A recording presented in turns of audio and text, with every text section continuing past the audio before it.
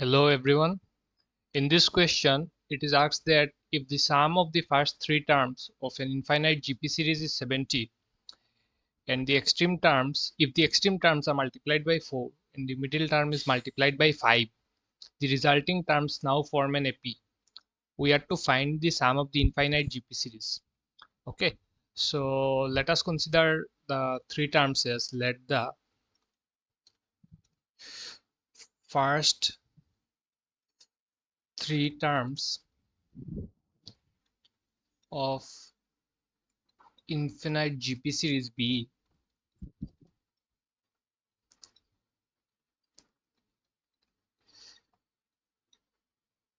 let's say AR and AR square. Okay, now it is given that the sum of these three terms is equal to 70. Okay, so we are given that A plus AR square is equal to 70, right? So this implies that A times 1 plus R square, this is equal to 70. So the value of A becomes 70 upon 1 plus R square, right?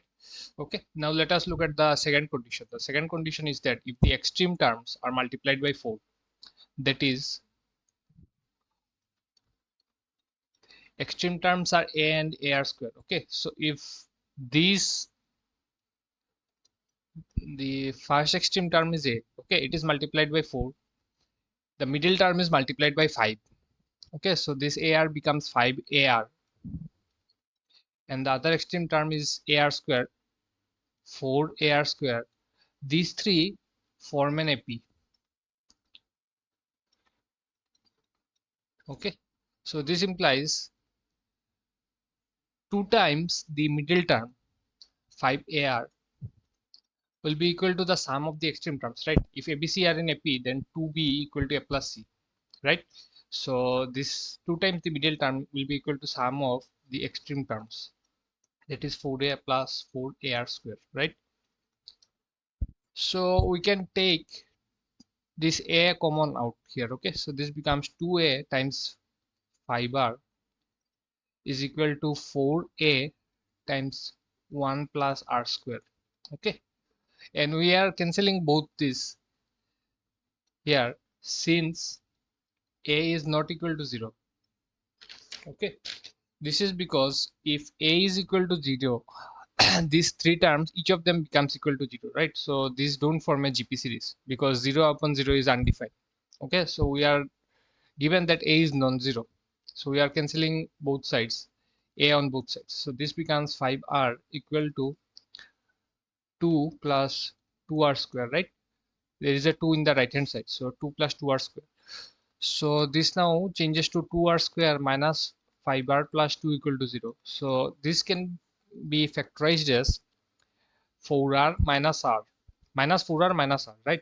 So this becomes R minus 2 times 2R minus 1, 2R square minus 4R minus R minus 5R plus 2, right? So we get two values of R now. Okay, so either we have R equal to 2 or we have R equal to half, right? Now if R is 2, then mod R is greater than 1, right? So the infinite sum of GP is divergent. Okay, this will not have any particular value.